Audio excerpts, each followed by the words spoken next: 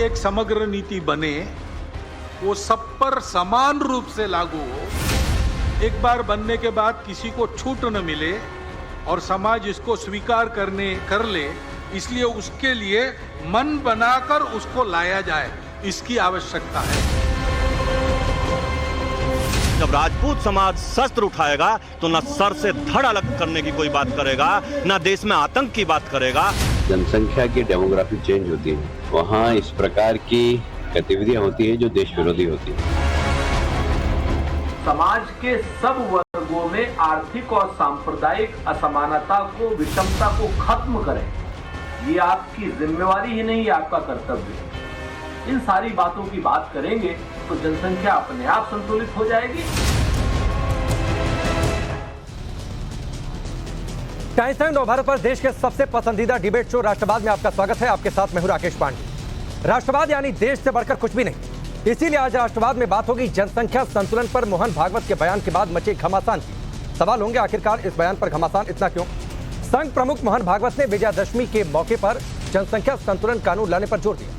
भागवत ने अपने बयान में कह दिया कि सभी के लिए एक समान नीति लाई जाए जिससे जनसंख्या विस्फोट को रोका जा सके। भागवत के बयान का जहां एक तरफ समर्थन हो रहा है तो वहीं दूसरी तरफ ओवैसी जैसे तमाम धर्म के ठेकेदार इसका पुरजोर विरोध कर रहे हैं। आज बीजेपी नेता कैलाश विजयवर्गीय ने भागवत के बयान का पुरजोर समर्थन किया और कह दिया कि डेमोग्राफी में चेंज होता है तो अराजकता फैलती है। पीएफआई जैसे संगठन बनते हैं। सभी पार्टियों को राजनीति से ऊपर उठकर जनसंख्या नीति पर एकजुट होना चाहिए।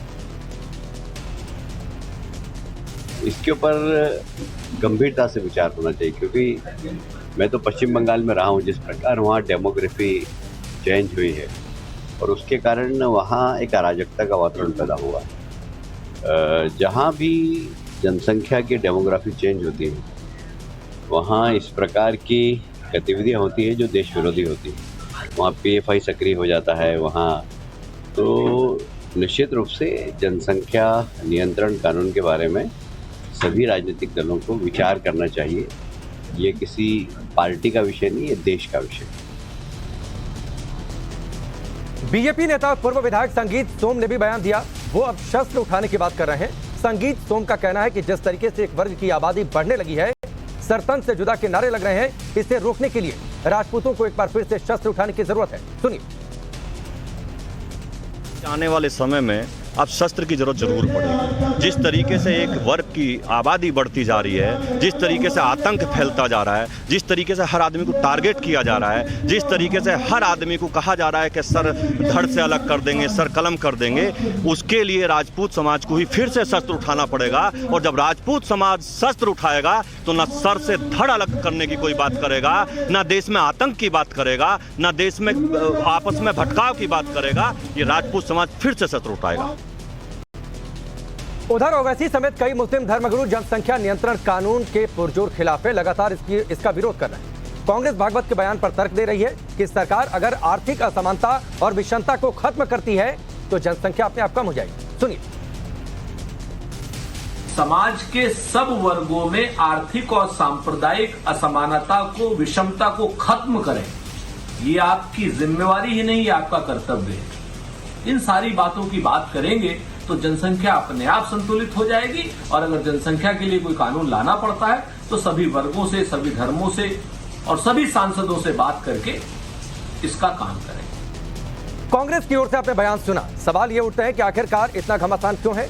जनसंख्या एक बड़ी समस्या है और इस समस्या का समाधान कैसे निकले, इसमें सभी को साथ आना चाहिए। ऐसे में आज के सवाल है कि आबादी की बात आखिरकार शस्त्र उठाने तक क्यों आ गई? जनसंख्या असंतुलन आखिरकार क्यों है और इससे अराजकता फैलती है, या फिर ये जो विरोध या फिर समर्थन हो रहा है ये सिर्फ वोट बैंक का खेल है? हम दो हमारे 18 के कॉन्सेप्ट पर अगर हम चलते हैं तो भारत विश्व गुरु कैसे बनेगा? क्या देश में बढ़ती आबादी पर ब्रेक जरूरी है? और अगर ब्रेक वाकई जरूरी है तो इस समस्या का समाधान कैसे निकलेगा? इन्हीं सवालों के इर्द गिर्द हमारी आज की चर्चा होगी। सबसे पहले आपका परिचय आज के मेहमानों से करवाते हैं। हमारे साथ हर्षवर्धन त्रिपाठी जी हैं, senior journalist. Professor Kapil Kumar हैं, नोएडा स्टूडियो में हमारे साथ मौजूद हैं। स्वामी चक्रपाणी महाराज हैं, हिंदू धर्मगुरु हैं। पवन राव अंबेडकर हैं, जो कि स्पोक्स पर्सन हैं एमआईएम पार्टी से। माजिद हैदरी हमारे साथ जुड़े हुए हैं पॉलिटिकल एनालिस्ट के तौर पर। हाफिज नूर अहमद अजहरी जी हैं, जो कि स्पोक्स पर्सन हैं मुस्लिम पर्सनल लॉ बोर्ड के। लेकिन सबसे पहले माजिद हैदरी, मैं आपके पास आता हूं।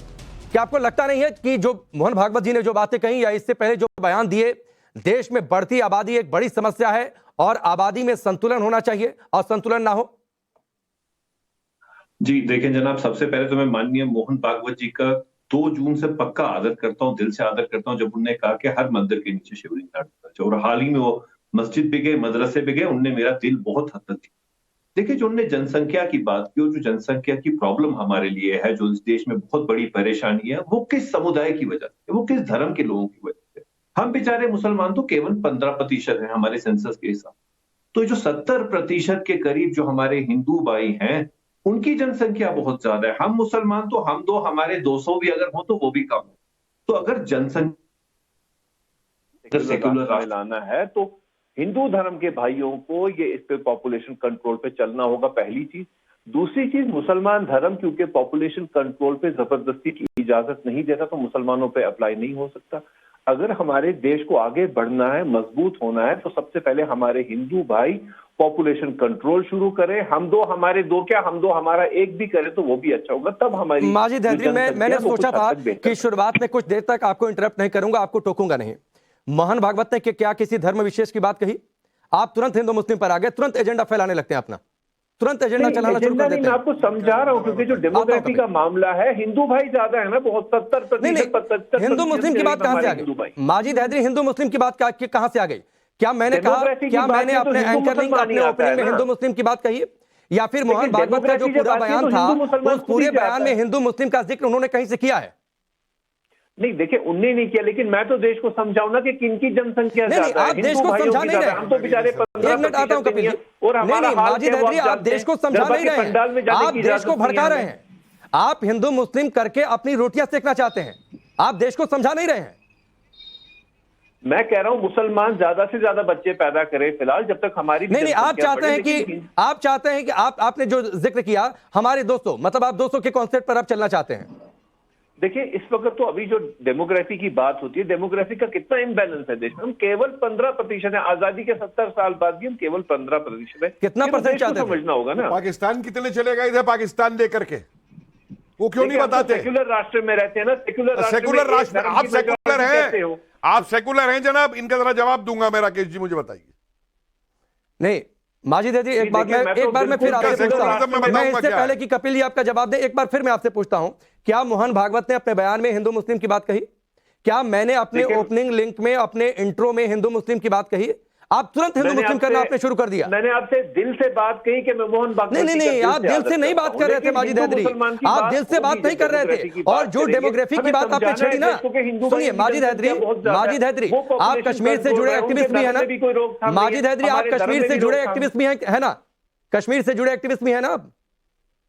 जी, मैं तो भारत से जुड़ा एक्टिविस्ट हूं। आप मुझे कश्मीर पे क्यों फंसा रहे? मैं तो भारत से जुड़ा हूं। नहीं, कश्मीर में डेमोग्राफी कैसे चेंज हुई और वहां से कश्मीरी पंडितों को कैसे पलायन करना पड़ा, इसका उदाहरण आप बेहतर समझेंगे। पहले कपिल मिश्रा जी इनको जवाब दीजिए, फिर मैं आगे बढ़ता हूं। कपिल कुमार मिश्रा नहीं हूं, कपिल कुमार जी सुनिए। इनको एकदम जनसंख्या की बात के ऊपर यह नहीं याद आया कि देश के संसाधन कितने हैं, कितने संसाधन हम ले सकते हैं, वो करते हैं। इन्होंने एकदम हिंदू मुस्लिम शुरू कर दी। ठीक है, मैं डिबेट को उस दिशा में नहीं ले जाना चाहता था, लेकिन इनका जवाब देना जरूरी हो गया है। ये जो आतंकी है ना, और ऐसे आतंकी जो कि एक धर्म का नारा लगा करके आतंक करते हैं, हिंदुओं को कम करने का ये बहुत बढ़िया तरीका बता रहे हैं। एक तरफ तो कह रहे हैं कि हिंदू जनसंख्या अपनी कम करे, दूसरी तरफ हिंदुओं को आतंकियों से गोली से मरवाओ, तीसरी तरफ आप हिंदुओं को कश्मीर से कत्ल करके बाहर निकालो। माजिद हैदरी साहब, ये साजिश अब आपकी, ये देश नहीं सहेगा, ये समझ लो इस बात को। कपिल भाई, मैंने सुन लीजिए, नहीं आपने जो बात कही है सुन लीजिए। आपने कहा है कि हिंदू बच्चे ही पैदा कम करे और मुसलमान बच्चे ज्यादा पैदा करे। आपके सामने रिपीट करा दूंगा आपके जब प्रोग्राम में। राकेश जी इनको जरा स्पीच बता दीजिए इनकी, और सुनिए, ये मुसलमान से 10 बच्चे पैदा करवा के उनको गरीबी में रखना चाहता है। ये नहीं कि 2 बच्चे पैदा करके उनको अच्छी पढ़ाई लिखाई और उनको तबीयत से ला करके आगे कुछ बनाया जाए। ये इनका कट्टरतापन का मुद्दा है, क्योंकि इनको चाहिए अनपढ़ लोग, इनको चाहिए ऐसे।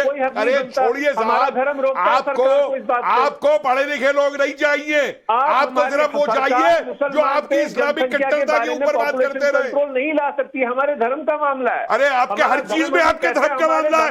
अभी आप कह रहे हैं मैं देश की बात कर रहा हूं, मैं भारत की बात कर रहा हूं, लेकिन भारत के संस्थानों की बात नहीं करेंगे। और सुनिए सुनिए राकेश जी, ये वो लोग हैं, जनसंख्या कम करे, ये वो लोग हैं जो देश की, कुछ फैमिली अरे बच्चे ही ना सुन पैदा लीजिए, मैं करें। आपके बीच में नहीं बोला था। और ये वो लोग हैं जो देश के अंदर आबादी बढ़ाने का एक और तरीका इन्होंने निकाल रखा है कि जो भी घुसपैठिया इस देश में आए, बांग्लादेशी मुसलमान, रोहिंग्या मुसलमान आए इस देश में, उनको घुसपैठिया मत मानो, उनको जमीनें दे दो यहाँ पे, उनको शरण दे दो यहाँ पे। ये बात करते हैं ये, तभी फिर इसमें धर्म की बात उठती है आप जैसे लोगों की वजह से। भाई हम जैसे लोग कभी पॉपुलेशन को लेकर के धर्म की बात नहीं उठाएंगे। मैंने तो आपके शब्द आपके मुंह पे फेंके हैं, समझ गए? आप क्या पॉपुलेशन कंट्रोल नहीं चल सकता? देखिए कपिल भाई, ना मैंने आपसे लड़ा ना आपसे गुस्सा किया, मैंने गुस्सा नहीं किया भाई साहब, मैंने आपको अपना आईना दिखाया है, मैंने आपको अपना आईना दिखाया है। एक मिनट कपिल जी, आपकी असलियत बताइए क्या है? कपिल जी एक मिनट माजिद हैदरी, एक मिनट कपिल जी एक मिनट माजिद हैदरी, क्या मीठे मीठे शब्द बोल के देश को नुकसान पहुंचाते हैं ना, वो सब जानते हैं कि आपकी हकीकत। देखिए मैं एक मिनट माजिद हैदरी, एक सवाल, एक छोटा सा सवाल, छोटा सा जवाब, फिर मैं दूसरे मेहमानों का करूंगा। कपिल जी एक मिनट, आप स्टूडियो में प्लीज, इसकी मर्यादा थोड़ा सा समझिए, ठीक है? माजिद हैदरी एक छोटा सा सवाल मैं दूसरे मेहमानों का करूंगा। हिंदू मुस्लिम हमने नहीं कहा, मैं बार बार कह रहा हूं, मोहन भागवत ने अपने बयान में नहीं कहा, आपने शुरुआती जवाब में हिंदू मुस्लिम का जिक्र कर दिया, अब आपने छेड़ दिया। मैं एक छोटा सा सवाल आपसे पूछता हूं, चाहे हिंदू हो, मुस्लिम हो, सिख हो, ईसाई हो, क्या सबको मिलकर नहीं सोचना चाहिए कि इस देश की आबादी पर नियंत्रण रहे? संसाधन सीमित है और आबादी सीमित रहेगी, तभी इफेक्टिव तरीके से उनका इस्तेमाल होगा, आपको नहीं लगता है? देखिए मेरे आदरणीय भाई, सोचना है, लेकिन इस मुसलमान धर्म पर ये अप्लाई नहीं हो सकता, क्योंकि हमारे नहीं, कहां से धर्म? नहीं, मैं धर्म की बात नहीं कर रहा हूं। माजिद हैदरी, एक मिनट कपिल जी, माजिद हैदरी, मैं हिंदुस्तानी हूं और मैं पहले हिंदुस्तान की बातचीत करता हूं, मैं पहले अपने धर्म की बात नहीं करता हूं। मेरे लिए हिंदुस्तान पहले है, क्या आपके लिए हिंदुस्तान पहले नहीं है? माजिद हैदरी, क्या आपके लिए हिंदुस्तान पहले नहीं है? हिंदुओं पे अप्लाई हो जाएगा मेरे भाई। नहीं, आपके लिए क्या हिंदुस्तान? एक मिनट कपिल जी, क्या आपके लिए हिंदुस्तान पहले नहीं है?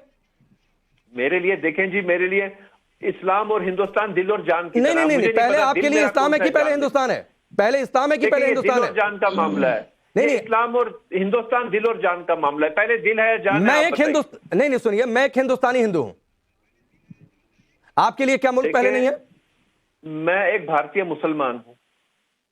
नहीं, आप जवाब ही नहीं देना चाहते ना, आप भागना चाहते हैं। जल्दी से कपिल जी, फिर मैं आगे रुकूं, जल्दी से, बहुत छोटा जवाब, मैं आगे बढ़ूंगा। 70% आबादी है, कम करना शुरू कीजिए। ऐसा है माजिद हैदरी साहब, जब आप कह रहे हैं कि फैमिली प्लानिंग इस्लाम के खिलाफ है, पॉपुलेशन कंट्रोल इस्लाम के खिलाफ है, तो मेहरबानी करके आज दुनिया में जितने भी मुसलमान भाई फैमिली प्लानिंग फॉलो करते हैं, निरोध का इस्तेमाल करते हैं या और चीजों का इस्तेमाल करते हैं, बच्चों की उम्र के अंदर 2-3 साल का फर्क रखने के लिए, उनके खिलाफ फतवा इशू करवा दीजिए। नहीं, फतवा नहीं, उनके खिलाफ फतवा इशू करा के उन्हें निकाल दीजिए। और सुनिए, आपने एक और बात भी कही, आपने गरबा को लेकर के बात कही है। जब कोई बप्पा मौर्य के उसमें पंडाल में जाता है बंबई में, तो उसके खिलाफ आप फतवा निकाल के उससे माफी मंगवाते हैं। जो गरबा में जाते, अरे जो गरबा में जाते हैं उनसे कोई फतवा उनके निकलवाते हैं। ठीक है, मैं गरबा पर मत जाइए, गरबा पर नहीं जाइए, मैं आगे रुक करता हूं। ठीक है, एक मिनट माजिद हैदरी शांत। मैं हाफिज नूर अहमद साहब का रुक करूं, लेकिन उससे पहले एक बता दूं बात। माजिद हैदरी, जो आप बात कह रहे हैं ना, आपकी बात से इत्तेफाक नहीं रखती है इस देश की मुस्लिम आबादी। सुन लीजिए, आपकी इस बात से इत्तेफाक नहीं रखती है मेरे हिंदुस्तान की मुस्लिम आबादी, आपकी इस बात से इत्तेफाक नहीं रखती है। इसलिए जो फर्टिलिटी रेट है वो गिरा है, मुस्लिम कम्युनिटी में भी वो जागरूक है। आप सिर्फ यहां पर हिंदू मुस्लिम करते रहिए, इससे देश के मुसलमानों पर कोई फर्क नहीं पड़ने वाला है। आप बिल्कुल इस चिंता में मत रहिएगा कि आप यहां पर आकर हिंदू मुस्लिम करेंगे और कुछ लोग टीवी पर बैठकर इस बात को सुनकर भड़क जाएंगे। चलिए, मैं आगे रुक करता हूं। हाफिज नूर साहब, क्या वाकई जरूरी नहीं है कि इस देश में बढ़ती आबादी पर ब्रेक हो और ये ब्रेक संतुलित हो? पहले हमें आप ये बताइए, अभी आपने संगीत सोम का बयान दिखाया था, संगीत सोम पर हुकूमत ने क्या कार्रवाई की है?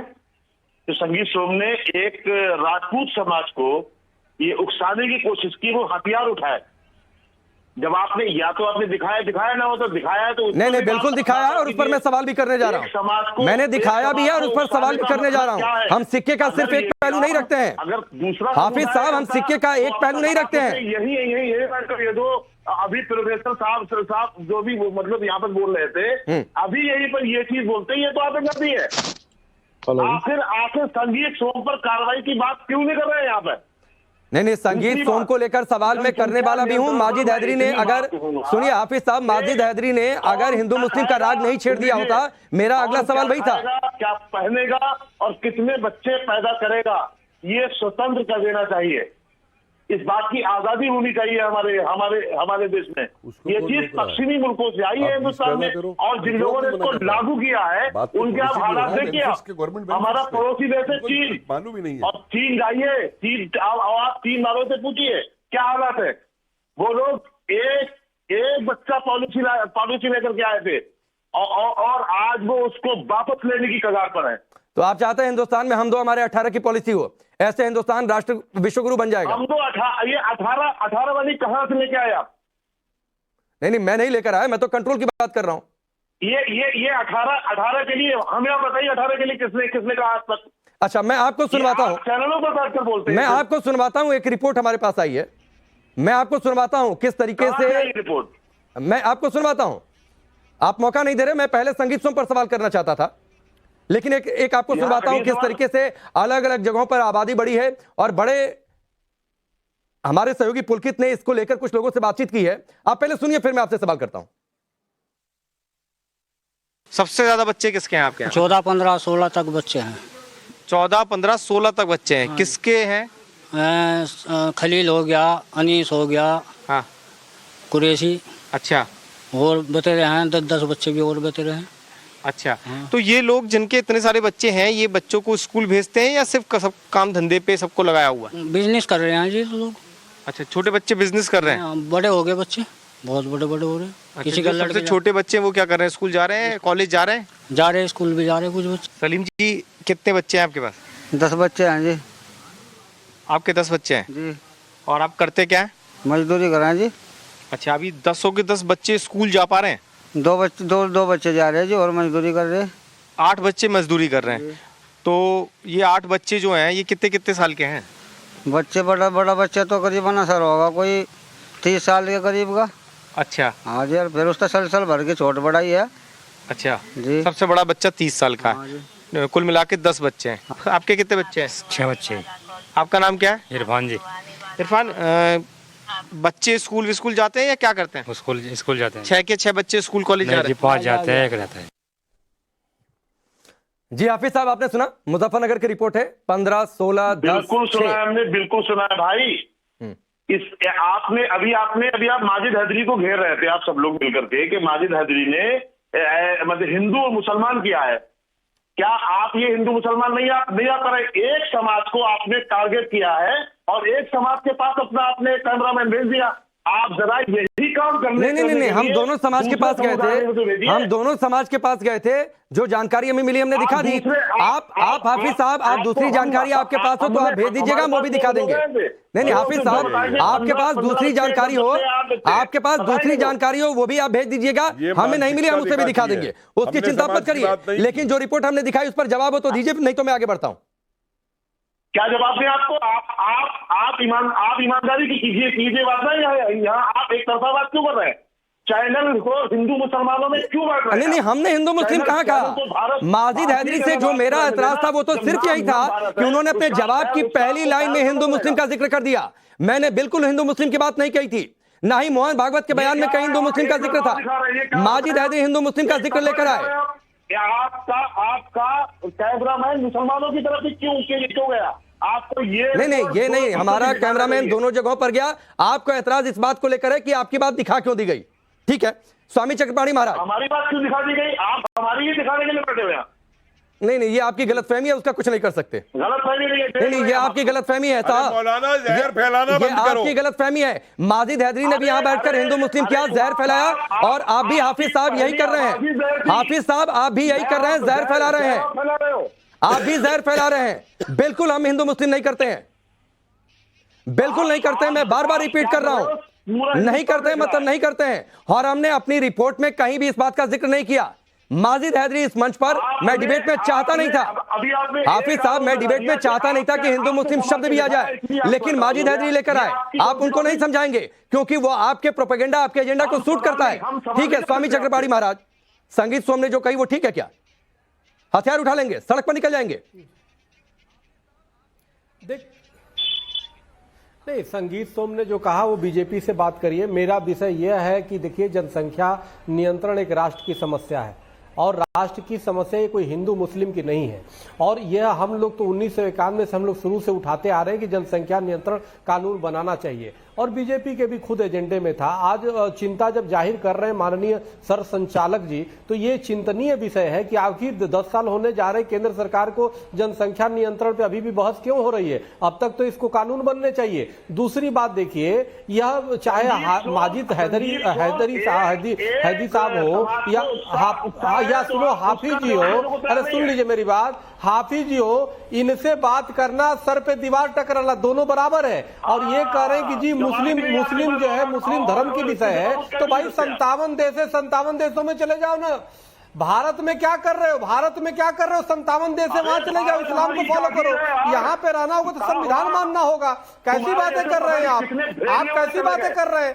भारत में अगर है तो भारत की संविधान को मानोगे कि इस्लाम सरिया कानून लागू हो गया? कैसी बातें कर रहे हो राकेश जी? इनसे बातें करना, ये सरिया कानून दिमाग में बना चुके हैं। ये लोग पीएफआई के उस एजेंडा को लेकर चल रहे हैं कि 2047 तक गजवाए हिंद बनाने का जो, सुन लो मेरी बात, अरे सुनो, बीच में क्यों डिबेट जिहाद कर रहे हो भाई? जो 2047 तक इनका एजेंडा पीएफआई का था, इनका भी एजेंडा है कि कैसे गजवाए हिंद बनाए, कैसे देश को इस्लामिक राष्ट्र बनाए। आप समझिए राकेश जी, हर राष्ट्र भक्त का मुद्दा है जनसंख्या नियंत्रण, सिर्फ इन कट्टरपंथी जिहादियों को छोड़ के। सिर्फ सुन लीजिए भाई, बीच में मत बोलो भाई, जिहाद मत करो, अरे टीवी जिहाद मत करो, डिबेट जिहाद मत करो, देखो ये 2047 तक इन सब जिहादियों का ये एजेंडा है कि कैसे देश को इस्लामिक देश बनाया जाए, कैसे गजवाए हिंद बनाया जाए, और आपके मंसूबे सफल नहीं होंगे। मुफ्ती हाफिज हो या माजिद साहब हो, सुन लो मेरी बात, आपकी मंसूबे कभी सफल नहीं होंगे। अगर रहना है तो संविधान को मानो, वरना चले जाओ मुस्लिम देश में। नहीं, स्वामी चक्रपाणी महाराज, ये क्या बात हुई? अगर किसी बात पर, एक मिनट, स्वामी चक्रपाणी महाराज, अगर आपकी किसी बात से कोई असहमत है तो आप ये कहेंगे कि कोई दूसरे मुल्क में चला जाए, ये क्या बात हुई? नहीं, इस बात को भी मैं अलाउ नहीं करूंगा डिबेट में, इस बात को भी मैं अलाउ नहीं करूंगा। स्वामी चक्रपाणी महाराज, ठीक है, हाफिज साहब मैं आपके पास आता हूं, अगले मेहमान का रुख करने दीजिए। हाफिज साहब एक मिनट, स्वामी चक्रपाणी महाराज प्लीज, पवन राव अम्बेडकर जी का रुख करूं। अरे अभी तक उन्होंने नहीं बोला कुछ, एक मिनट प्लीज, किसी की हो सकती है। स्वामी जी ठीक है, स्वामी जी एक मिनट। राकेश जी मैं बोल लूं, हमसे किसी की असहमति राकेश जी हो सकती है, लेकिन जब कोई संविधान को धत्ता बताएगा और एक कहेगा कि हम इस्लाम, नहीं तो उस पर चर्चा करिए, बहस करिए ना सर, ये थोड़े नहीं आपको शोभा देता है। आप स्वामी हैं, आपने भगवा चोला पहन रखा, ये थोड़े आपको शोभा देता है कि आप कहिए कि कोई मुल्क छोड़कर चला जाए, ऐसी कोई बात नहीं होती है। ठीक है, पवन राव अम्बेडकर जी, आपको लगता नहीं है कि ये बार बार धर्म की बातचीत आ जाती है बीच में, जनसंख्या नियंत्रण की बातचीत होती है, लोकतंत्र की दुहाई दी जाने लगती है, ये सारी बातें क्यों आती हैं? क्यों नहीं मिलकर एक समाधान निकलता है? आपको लगता नहीं है जरूरी है? राकेश जी बहुत बहुत धन्यवाद। और मैं अपनी ओपनिंग रिमार्क्स में ये कहना चाहूंगा कि मैं आदरणीय मोहन भागवत साहब की इस बयान को आधिकारिक बयान नहीं मानता हूं, क्योंकि ना ही वो सरकार के प्रतिनिधि हैं, ना ही सरकार के किसी भी जो है तंत्र में वो हैं, और वो जिस संगठन का नेतृत्व या हेड है उसके, वो अनरिकॉग्नाइज्ड अनऑथराइज्ड संस्था है, इसलिए उनके स्टेटमेंट का कोई बहुत बड़ा मायने नहीं रखता है। दूसरे बिंदु पर आता हूं, अभी आपने कहा कि हिंदू मुस्लिम की बात नहीं कही है, मोहन भागवत साहब का स्टेटमेंट सुनिएगा, उन्होंने ही कहा है, उनका ही स्टेटमेंट कहता हूं, जनसंख्या में प्रमाण की संतुलन चाहिए, जनसंख्या में प्रमाण का संतुलन चाहिए, हम भुगते हैं।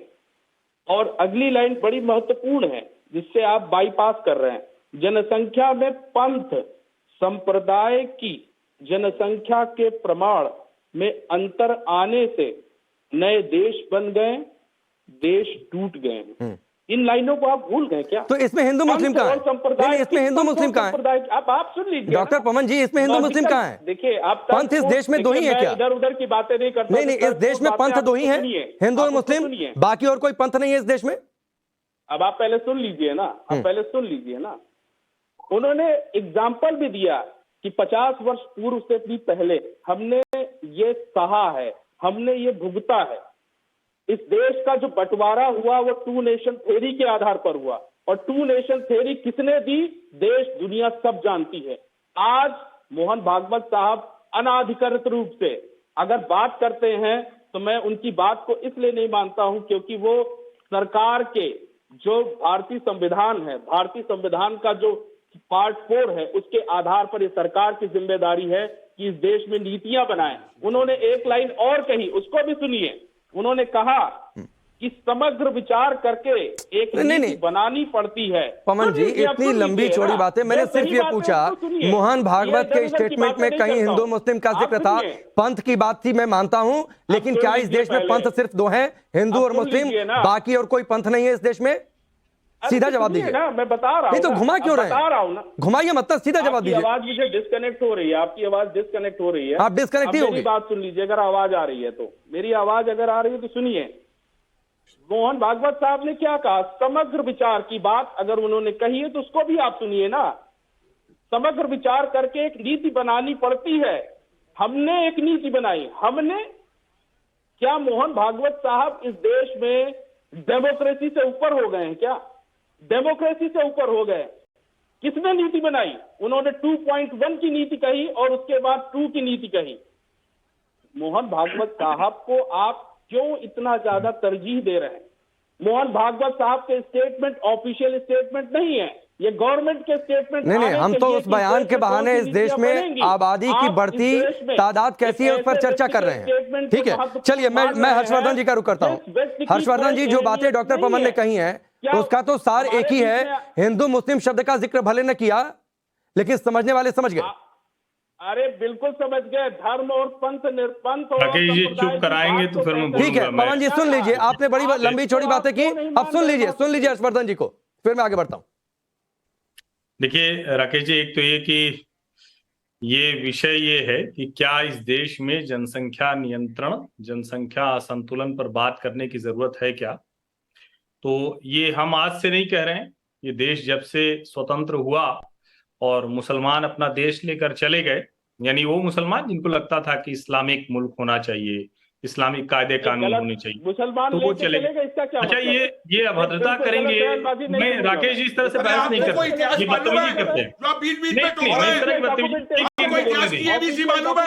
बोलने दीजिए। आप गलत बयानबाजी मत करिए। ऑफिशियल गलत बयानबाजी आप कर रहे हैं। हम नहीं बोलेंगे बीच में। 1900 आपके घर से कोई बड़ा होता ना बाल्टीजन पे, तो आपको पता चलता बैठा हुआ हूँ। ये तरीका नहीं हो सकता बहस का। अगर आप पवन अम्बेडकर जी आप बोल रहे थे तो हर्षवर्धन जी ने बड़े ध्यान से सुना। अब आप उनको भी सुनने की हिम्मत रखिए। ऐसा नहीं है कि आप यहाँ पर भाषण देना शुरू कर देंगे। आपको इतिहास की नहीं, अभी हर्षवर्धन जी बोल रहे हैं, उनको सुनिए, फिर मैं आगे बढ़ता हूँ। 1 मिनट। आपको इतिहास की एबीसी नहीं मालूम है? ठीक है हर्षवर्धन जी, क्या मतलब है? नहीं, आप बताइए ना। नहीं, आपको इतिहास मालूम है? आप कह रहे हैं 2 नेशन थ्योरी किसने दी? सैयद अहमद खां को भूल गए आप? सैयद अहमद खां को भूल गए 1857-58 में क्या बोला था?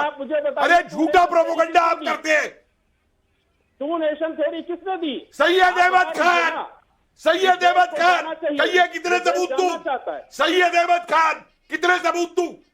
इतिहास पढ़ के आइए। ठीक है, सैयद अहमद खान की किताब पढ़िए। 1 मिनट, हो गई बात।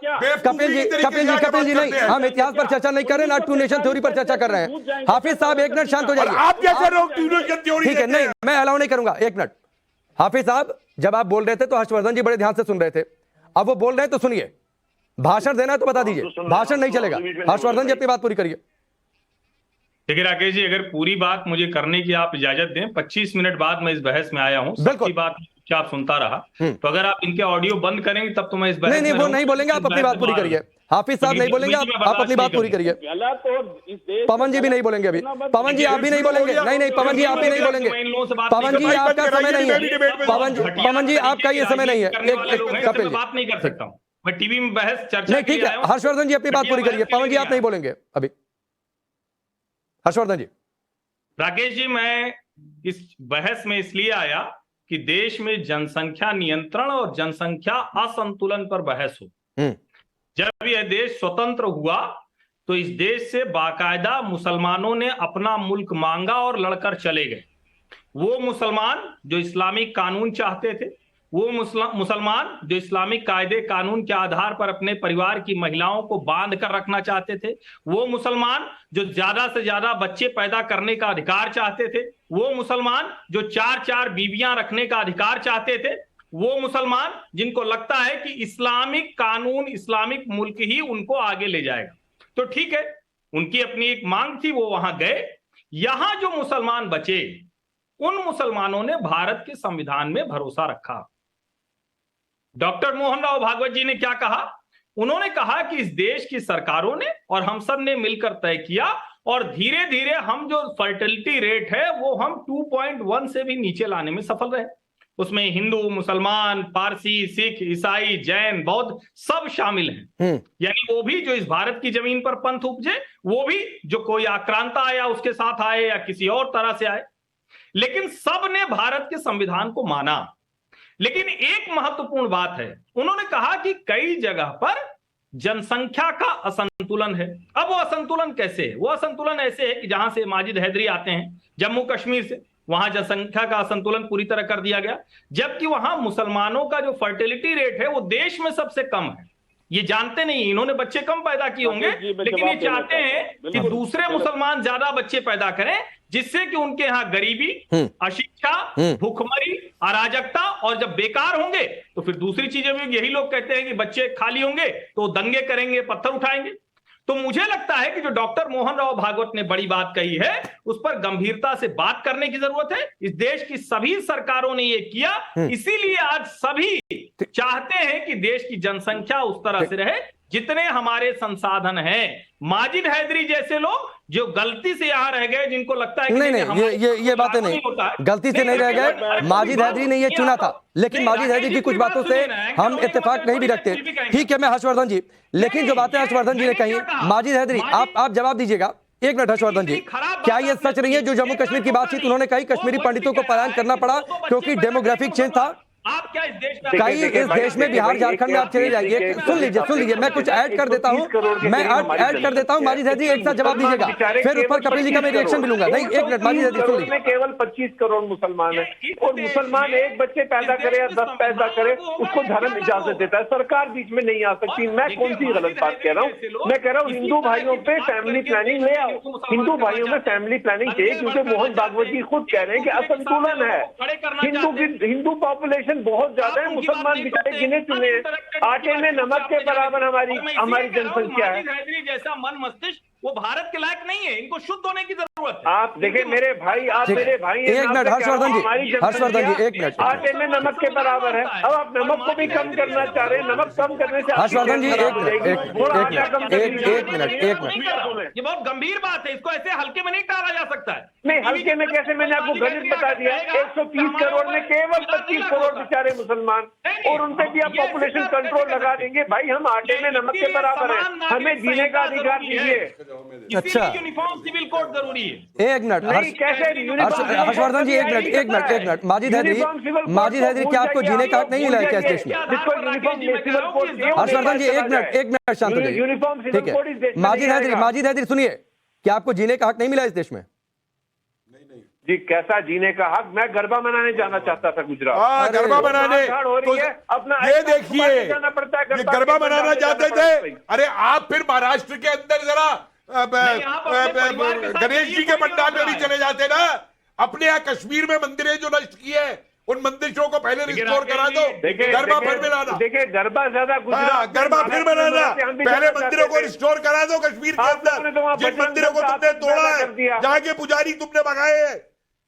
और एक बात और बता दूं मैं इनको, राकेश जी, नवरात्र के दिनों में हमें गोश्त खाने की इजाजत नहीं है। अरे भाई साहब, गोश्त खाने की हरियाणा में गोश्त नहीं मिलता। आप तो इंसान खाने को तैयार बैठे हैं। आपने तो इंसान खा लिए, आपने तो इंसान खा लिए, आप तो इंसान खा लिए। और सुनिए जरा, आप हमारी तरफ से 500 बच्चे पैदा करिए, आप 5 की जगह 10 शादी करिए, कानून समझ लीजिए क्या बनाने की बात हो रही है। नहीं 10 हम सुन कर नहीं लीजिए, सकते, 4 से ज्यादा अरे कर सुन नहीं लीजिए, सकते, नहीं आप एक से 4 नहीं ज्यादा आप 10 नहीं करते। करिए।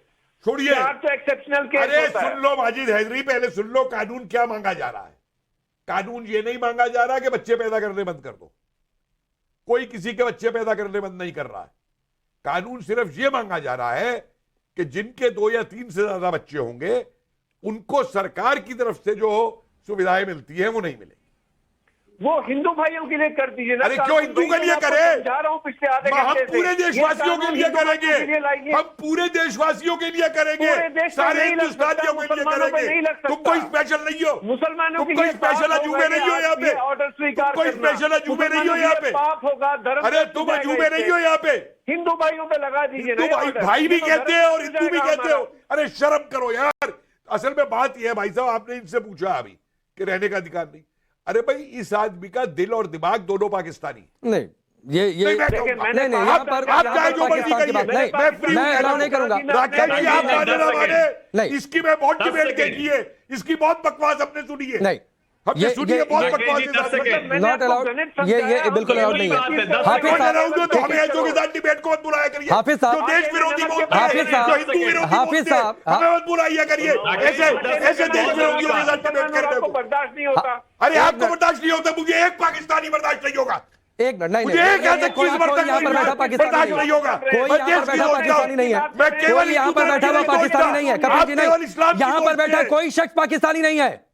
इस पैनल पर बैठा कोई भी शख्स पाकिस्तानी नहीं है। नहीं कपिल जी, ऐसा नहीं होता है। आप बैठिए, आप यहाँ पर किसी को पाकिस्तानी नहीं कहेंगे। आप बैठिए, नहीं आप इन देशद्रोहियों को बुलवाइए। पाकिस्तानी नहीं है, मैं आपकी इस बात को अलाउ नहीं करूंगा। यहाँ पर बैठा कोई पाकिस्तानी नहीं है। नहीं कपिल जी, ऐसा नहीं होता है। आप बैठिए, मैं बिल्कुल नहीं कहूंगा कि आप जाइए। आप प्लीज बैठिए, आप प्लीज बैठिए। आप उनसे बारे में बात करिए। कपिल जी आप उनसे बारे में बात करिए, आप बैठिए प्लीज। नहीं मैं ये बिल्कुल नहीं चलेगा। कपिल जी आप बैठिए, आप बैठिए प्लीज। सुनिए, I am sorry, I will not enter into these kind of debates. नहीं तो मैं आपको अलाउ कर दूं किसी को यहाँ पाकिस्तानी कहने के लिए, किसी को पाकिस्तानी कहने के लिए अलाउ कर दूं। कर दीजिए, आप उसको अलाउ कर रहे हो क्या? नहीं मैं उन्हें भी अलाउ नहीं कर रहा हूं, उनकी भी गलत। कपिल जी आप बैठिए प्लीज, कपिल जी आप बैठिए, मैं हाफिज साहब के पास रुक कर रहा हूं। कपिल जी आप प्लीज बैठिए। आपके चैनल पे बहुत देख लिया मैंने, तमाशा बैठेंगे। हम अपने चैनल पर किसी को भी पाकिस्तानी कहने की इजाजत नहीं देंगे जो हिंदुस्तानी है। हिंदुस्तानी है वो अपने आप को हिंदुस्तानी मानता है। माजिद हैदरी इस हिंदुस्तान के हैं। आप प्लीज आइए बैठिए। कपिल जी आप आइए प्लीज। नहीं ठीक है, आप आइए, मैं हाफिज साहब का रुख कर रहा हूं। हाफिज आप प्लीज, ठीक है, मैं हाफिज साहब का रुख करता हूं। हाफिज साहब, आपने सुना माजिद हैदरी को यहां पर दरार पैदा कर रहे हैं हिंदू मुस्लिम की बात करके? आपको लगता है ये ठीक है? आपने मुकम्मल बात होने ही नहीं दी। मुझसे पेशतर जो हमारे पैनल में हमारे साथी बैठे हैं, जो पत्रकार हैं, जो त्रिपाठी जी हैं, अभी उन्होंने कितनी जहरीली बातें कही। नहीं ये जहरीली बात नहीं है, ये जहरीली बात नहीं है कि हिंदुओं के लिए कानून बना दीजिए, मुस्लिमों के लिए कानून मत बनाइए। ये आपको जहर और दरार नहीं समझ में आती है। आप डिफेंड कर रहे हैं माजिद हैदरी को, आप डिफेंड कर रहे हैं माजिद हैदरी को, इंसानियत नहीं है। आप डिफेंड कर रहे हैं माजिद हैदरी को। बिल्कुल नहीं यार। माजिद हैदरी ने क्या कहा? आपने माजिद हैदरी को सुना ही नहीं। आप उनकी लीकी करना चाहते थे। नहीं आप सुन रहे थे, हम कान बंद करके बैठे हुए थे। राकेश जी, जिसकी जो गलत बात थी मैंने उसको रोका। यहाँ पर बैठा हर शख्स हिंदुस्तानी है और मैं किसी को अलाउ नहीं करूंगा कि यहाँ पर बैठकर किसी को पाकिस्तानी कहे या फिर किसी के लिए अपमानजनक बातों का इस्तेमाल करे। जुल्म ने किया, लेकिन आप दरार पैदा कर रहे हैं। माजिद हैदरी हिंदुस्तानी होकर भी हिंदू और मुस्लिम के बीच दरार पैदा करने की बात कर रहे हैं। मैं बिल्कुल अलाउ नहीं करूंगा। हर्षवर्धन जी, कौन दरार पैदा कर रहा है यहाँ पर? देखिए मैं दोबारा कह रहा हूं, इस बहस की आपने शुरुआत की, आपने रिपोर्ट दिखाई, लेकिन माजिद हैदरी ने शुरुआत ही यहीं से की कि हम मुसलमानों के ऊपर ये कानून लागू नहीं होता है। और मैं फिर से दोहरा रहा हूं कि जिन मुसलमानों को लगता है कि उनके ऊपर भारत का संविधान लागू नहीं होता, और सिर्फ मुसलमान क्यों, कोई भी जिसको लगता है कि हम अपने लिहाज से रहेंगे वो यहां ना रहे, जहां उसको लगता है वहां रहे।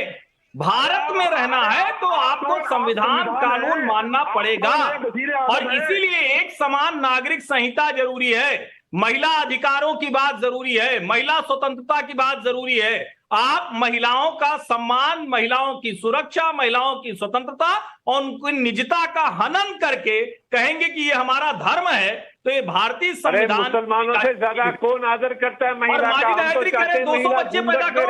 मैं तो कह रहा हूं आज जब महिलाएं सुन रही होंगी, मुस्लिम महिलाएं, तो उनको क्या लग रहा हो कि ये आदमी टीवी पर बैठकर क्या कह रहा है कि हम सारी जिंदगी सिर्फ बच्चे पैदा करेंगे? किस तरह की बात ये व्यक्ति कर रहा है? और मैं फिर से हम तो जितना महिलाओं का आदर कहते हैं महिला बुर्का पहने, हिजाब पहने, इस्लामिक कायदे कानून से चलना, वो पाकिस्तान गए। यहां रहने वाला हर मुसलमान वो भारतीय संविधान के दायरे में चलेगा। सिर्फ मुसलमान नहीं, हिंदू, मुस्लिम, जितने भी, फिर से मैं दोहरा दूं कहिए सारे के सारे पद। लेकिन ये नहीं हो सकता कि राष्ट्रीय टेलीविजन पर कोई एक व्यक्ति बैठे और वो कहे कि हम मुसलमान हैं इसलिए हम चाहे जो करें, हम चाहे जितने बच्चे पैदा भाई सेक्युलर राष्ट्र में आप गरबा के पंडाल पे जाने से कैसे रोक? नहीं, सेक्युलर राष्ट्र में सबके लिए नियम और कानून एक होता है ना माजिद हैदरी। पवन राव अम्बेडकर जी, सबके लिए कानून एक होता है ना। माजिद हैदरी कह रहे हैं मुस्लिम है इसलिए उन्हें छूट दे दी जाए, इसलिए उन पर कोई नियम लागू नहीं होते इस देश के, उनके लिए कोई कानून नहीं बने। आपको नहीं लगता कि ये दरार पैदा करने वाली बात है? आपको नहीं लगता ये दरार पैदा करने वाली बात है? ठीक है माजिद हैदरी, आप शांत हो जाइए, आपने बहुत बोल लिया। माजिद हैदरी, आप शांत हो जाइए। और हो भी रहा है। मेरी आवाज आ रही है? जी पवन जी, आवाज आ रही है आपकी। वही होगा। हाँ, अब सुन लीजिए। देखिए, बिल्कुल यह देश संविधान से चलेगा, निश्चित रूप से चलेगा। संविधान से इतर अगर कोई जाता है तो निश्चित तौर से उसका जो है मान्य नहीं है। धर्म नहीं देखा जाना चाहिए ना? कह रहा हूं, धर्म नहीं देखा जाना चाहिए ना? मैं एक बात तो सुन लीजिए ना। इस देश में संवैधानिक ढांचा है और संवैधानिक ढांचे से इतर अगर कोई भी जाता है तो उसकी बात मान्य नहीं है। मैं फिर से कह रहा हूं कि इस देश में एक व्यक्ति जिसको लोकतांत्रिक व्यवस्था से भी सर्वोच्च बनाया जा रहा है, और मैं उनके स्टेटमेंट, अभी भारतीय संविधान की बात हो रही है तो मैं वही कह देना चाह रहा हूं। अब सुन लीजिए, आदरणीय मोहन भागवत साहब ने एक स्टेटमेंट दिया, हम भारत की प्रतिष्ठा, हमारी प्रतिष्ठा दुनिया में बढ़ गई है, हमारी विश्वसनीयता बढ़ गई है।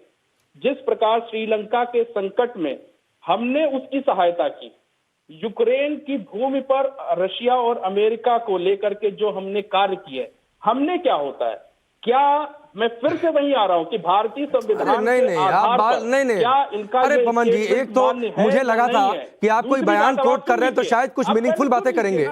हमने का मतलब होता है हिंदुस्तान ने, भारत ने। आप कहीं बातचीत करेंगे किसी दूसरे देश की और उसको मदद की, सब कहते हैं हमने किया, हिंदुस्तान ने किया। आप नहीं, आप तो एक तो मुद्दे की बात पर आप जवाब नहीं देना चाहते हैं। माजिद हैदरी यहाँ बैठकर हिंदू मुस्लिम के बीच दरार पैदा करने की बात कर रहे हैं। मैंने आपसे उस पर सवाल किया था, आप उस पर बातचीत नहीं करना चाहते हैं। अरे सुन लीजिए भाई, आप इधर उधर की सब बात करेंगे लेकिन मुद्दे की बात नहीं करेंगे। भारतीय संविधान के अंतर्गत सभी आते हैं। कोई भी एक अकेले आपने भारतीय संविधान पढ़ रखा है क्या? ऊपर नहीं, एक अकेले आपने भारतीय संविधान पढ़ रखा है डॉक्टर पवन जी?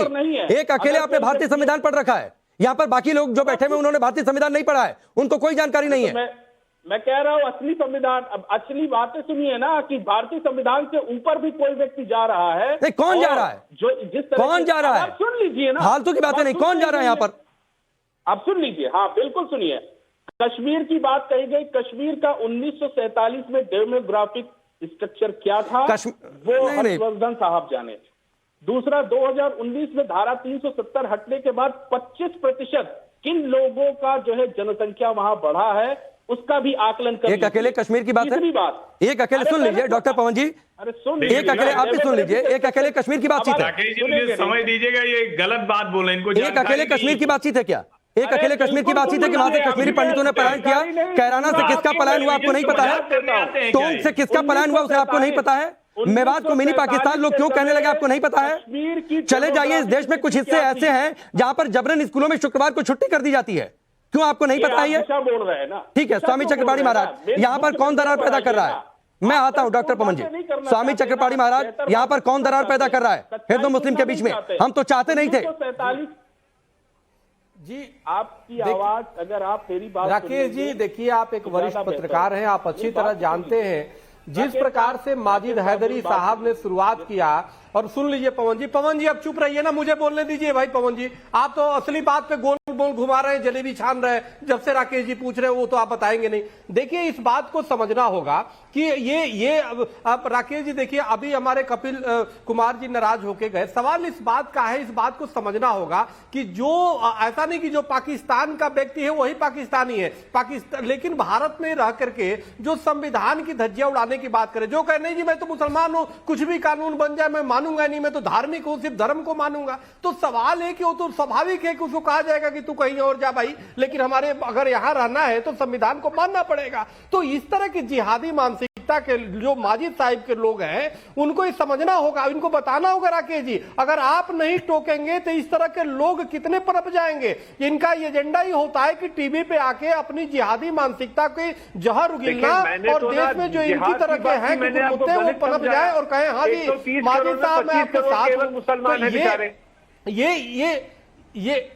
ये जो माजिद हैदरी साहब जैसे मानसिक जो जिहादी हैं, इस्लामिक जिहादी जो जानबूझ के फैलाना चाहते हैं, वो चाहते हैं कि देश के संविधान के खिलाफ खड़े हो जाए कुछ मुसलमान, चाहते हैं कि देश सुनिए मैं भी नहीं दे रहा हूँ, अरे आप मैं भी गाली तो मैं भी नहीं दे रहा हूँ, मैं भी आपको इज्जत सम्मान कर रहा हूँ, मैं भी आपको इज्जत सम्मान कर रहा हूं, लेकिन आप अरे कमाल की बात है, पाकिस्तान आपने ले लिया अपनी जनसंख्या के हिसाब से, अब आप बांग्लादेश ले लिया, अफगानिस्तान ले लिया, अब क्या लोगे भाई? अब देश को बर्बाद करोगे क्या? अब नहीं, हम बर्बाद करने की काम कह रहे हैं। हमारे देश में जो जनसंख्या वो कम करने का क्या हिसाब बनाए जो शांतिपूर्वक हो, उसमें कि हिंदू भाइयों की जनसंख्या पे लगा दो फैमिली प्लानिंग का कानून। संसाधनों का हम अमन से रहेंगे, शांति से रहेंगे, प्यार मोहब्बत से रहेंगे। संसाधनों का दोहन आप कर रहे हो, कमाल की बातें कर रहे हो। ये आप और मैं क्या होता है? हम की बात कीजिए, ये क्या होता है? आप कर रहे हो, हम कर रहे हो, अरे सब कर रहे हैं, सबका देश है, सब कर रहे हैं। अगर आपकी जनसंख्या ज्यादा है तो कॉमेडी करने के लिए आपने कर रहे हो। जब आप कह रहे हो कि हमारा धर्म अलग है, हम अपने धर्म के कभी तो ये कहते हैं मुसलमान है, कभी कहते हैं आप क्यों कर रहे हो, हम क्यों कर रहे राष्ट्र है ना, इसका कानून ऐसा है कि हमें right to freedom of religion है। आप समझिए, right to freedom of religion रखा है, आप हमारे पर कुछ बोल नहीं सकते। अपने को करेक्शन करिए। अभी यहाँ पे सेक्युलर राष्ट्र है, यहाँ पे और कोई अभी और किसी किस्म का राष्ट्र नहीं बनाएंगे। नहीं माजिद हैदरी सेक्युलर राष्ट्र है तो एक वर्ग विशेष को फायदा क्यों? उनके लिए अलग से कानून क्यों? एक कानून बने जो सब पर समान रूप से लागू हो। आप अपने लिए अलग प्रावधान क्यों चाहते हैं? समस्या तो इसी बात को लेकर है। आप शुरुआत हिंदू मुस्लिम से करते हैं, शुरुआत आप दरार पैदा करने से करते हैं।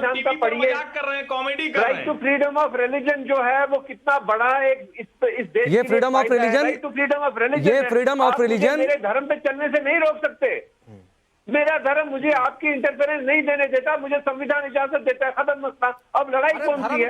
लड़ाई सिर्फ इतनी है, पॉपुलेशन की बात है भाई, हिंदू भाइयों के लिए। ठीक है हर्षवर्धन जी आखिरी बात, ये धर्म की बात है क्या? एक मिनट सब लोग शांत हो जाए। हर्षवर्धन जी आखिरी बात, ये धर्म की बात है क्या? संविधान की धज्जियां उड़ाएंगे और आप इस्लामी सही इसमें नहीं है, लेकिन क्योंकि जिन लोगों की दुकान बंद होने का खतरा है, देखिए आप समझिए, डॉक्टर मोहन भागवत मुसलमानों से भी मिलते हैं, वो मस्जिद के इमाम से भी मिलते हैं, वो बाकायदा जो भी मिलना चाहता है उस सब से मिलते हैं। वो कह रहे हैं कि सबकी जनसंख्या घटी।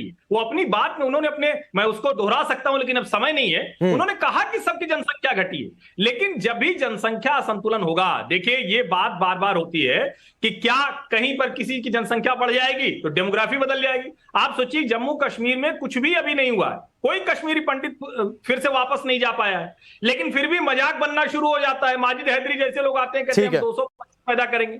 तो मुझे लगता है कि इस देश को एक समान नागरिक संहिता की तरफ जाने की जरूरत है, सबको ये सोचना पड़ेगा। ठीक है, वक्त इतना ही है, मैं आप सबको रोकता हूं, वक्त इतना ही है। बहुत बहुत शुक्रिया। बढ़ती आबादी एक समस्या है और हम उस पर चर्चा कर रहे थे। माजिद हैदरी, जाते जाते जरूर कहूंगा, हम हिंदू मुसलमान नहीं करने बैठे थे, आपने सबसे पहले जिक्र कर दिया हिंदू मुस्लिम शब्द का। समझिएगा, आगे से ऐसा नहीं करने की कोशिश करिएगा। बहुत बहुत शुक्रिया। वक्त यहां पर ब्रेक का।